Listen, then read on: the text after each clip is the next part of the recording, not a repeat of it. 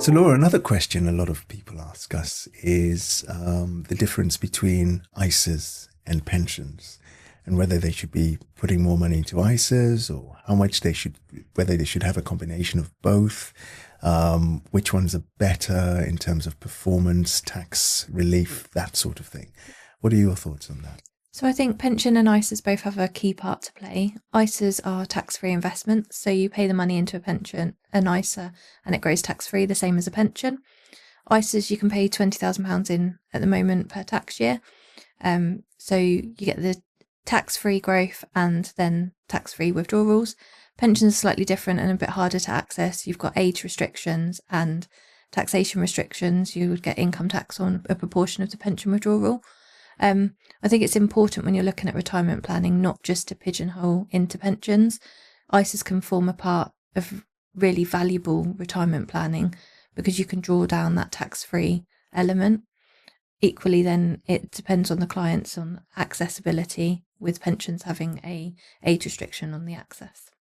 So ISAs are more accessible and more liquid than pensions. Would you say that? Is that So I fair to say? think ISAs are more accessible in terms of age. So there's no age restriction on accessing the funds within an ISA. Liquidity would depend on where the investment's held. Some investments, for example, stocks and shares, it's going to take probably around 10 to 14 days, we'd say, to access the money. Equally, you can have cash ISAs, which then would provide a bit more of an emergency fund for you.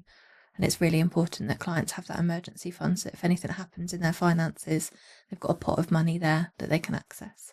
Okay. So basically, you're saying a canny combination of both is Yeah, a good idea. definitely. Yeah. So would you say some cash ISA, some stocks and shares ISA, and some pension? Yeah. So generally speaking, we say 6 months expenditure on deposit. So by that, I mean in the cash accessible savings.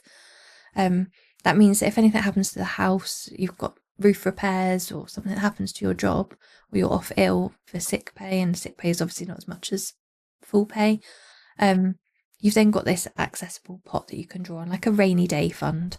Once you've got that rainy day fund established, then you can start thinking of stocks and shares if you've got spare capital after that.